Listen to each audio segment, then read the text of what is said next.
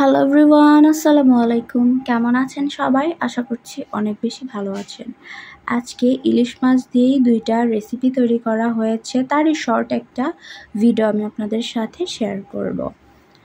তো প্রথমেই ইলিশ মাছগুলোকে খুব সুন্দর মতো পরিষ্কার করে কুটে ধুয়ে একদম রেডি করা হয়েছে। প্রথম যে রেসিপিটা করা হয়েছিল সেটা হচ্ছে পেঁয়াজ দিয়ে ডিমওয়ালা ইলিশ মাছ রান্না করা হয়েছিল। আর এই রকম পেঁয়াজ দিয়ে ডিমওয়ালা ইলিশ খেতে আমার কাছে খুব বেশি ভালো লাগে। অর্থাৎ ইলিশ মাছটা একদম পেঁয়াজ দিয়ে ভুনা করা হয়েছিল। আর এইটা হচ্ছে ধুন্দল ভাজি, যেটা হচ্ছে আমাদেরই ছাদ বাগানের ধুন্দল ছিল।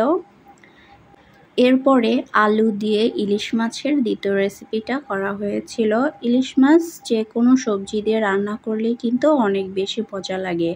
তবে এখন কিন্তু সবজি অনেক রকমের পাওয়া গেলেও সব সবজির টেস্ট কিন্তু অতটাও ভালো লাগে না। তাই আমি আমার আম্মুকে বলেছিলাম আলু দিয়েই রান্না করতে। এই আলুগুলো খেতে বেশ মজাদার, তাই এই আলু দিয়ে ইলিশ মাছগুলো রান্না করা হয়েছে। একদম সব বাটা মশলা দিয়েই রান্না করা হয়েছে। এই ইলিশ মাছটা রান্না করা হয় সব রকমের বাটা মশলা দিয়ে। প্রথম যে রেসিপিটা করা হয়েছে সেগুলো হচ্ছে কাটা মশলা দিয়ে রান্না করা হয়েছে, আর দ্বিতীয় যে রেসিপিটা করা হয়েছে সেটা হচ্ছে বাটা মশলা দিয়ে। অর্থাৎ এক এক রেসিপির স্বাদ এক এক রকম। ইলিশ মাছ যে কোনোভাবেই রান্না করলে আসলে ভালো লাগে, তারপরেও বাঙালিদের পছন্দ মতো কিন্তু রান্না করে। তো আলু দিয়ে ইলিশ মাছগুলো রান্না করা হয়েছে। আমি রেসিপিটা শেয়ার করিনি, অর্থাৎ আমি ইলিশ মাছটা কী দিয়ে রান্না করা হয়েছে সেটাই একটু আপনাদের সাথে শেয়ার করছি। আর এই ইলিশ মাছটা যে রান্না করা হয়েছে একদম পাতলা ঝোল করে।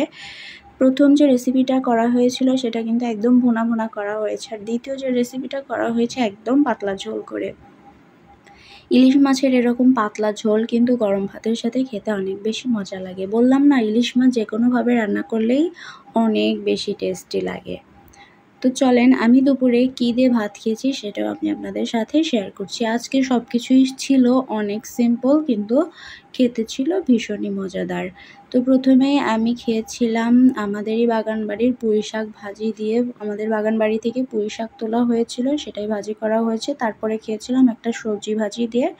এরপরে আমি খাচ্ছি প্রথম রেসিপি দিয়ে, অর্থাৎ ইলিশ মাছের যে প্রথমে যে রেসিপিটা আপনাদের সাথে দেখালাম সেটা দিয়েই খাচ্ছি। অর্থাৎ পেঁয়াজ দিয়ে যে ইলিশ মাছটা ভুনা করা হয়েছে সেটা দিয়েই আমি খাচ্ছি। তো ইলিশ মাছটা অনেক ভালো ছিল। প্রত্যেকটা ইলিশ মাছের পেটেই ডিম ছিল। এখন প্রায় ইলিশ মাছের পেটেই ডিম ভর্তি থাকে। ইলিশ মাছটা অনেক ভালো ছিল, একদম তেলে ভরা ছিল, অনেক মজাদার হয়েছিল।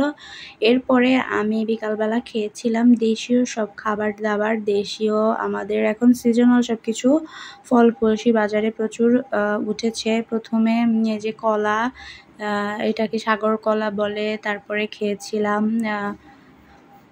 কদবেল, জাম্বুরা। এরপরে আমি খাচ্ছি হচ্ছে দেশীয় কলা। এই ছিল আজকের ভিডিও।